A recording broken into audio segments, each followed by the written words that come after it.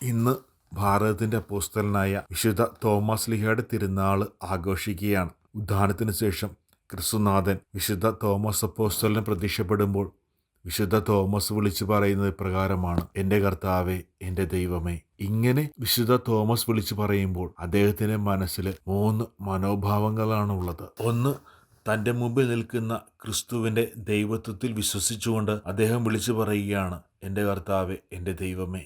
രണ്ടാമതായിട്ട്, തൻ്റെ മുമ്പിൽ നിൽക്കുന്ന ക്രിസ്തുവിനെ ആരാധിച്ചുകൊണ്ട് വിശുദ്ധ തോമസ് ലീഹ വിളിച്ചു പറയുകയാണ്, എൻ്റെ കർത്താവേ, എൻ്റെ ദൈവമേ.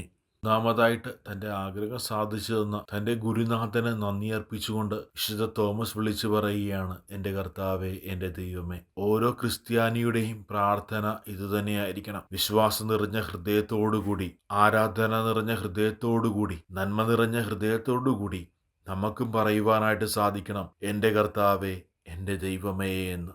അങ്ങനെ പറയുവാനായിട്ട് വിശുദ്ധ തോമസ് അപ്പോസ്തലന്റെ മധ്യസ്ഥത ദൈവം നമ്മളെ എല്ലാവരെയും അനുഗ്രഹിക്കട്ടെ. ആമേൻ.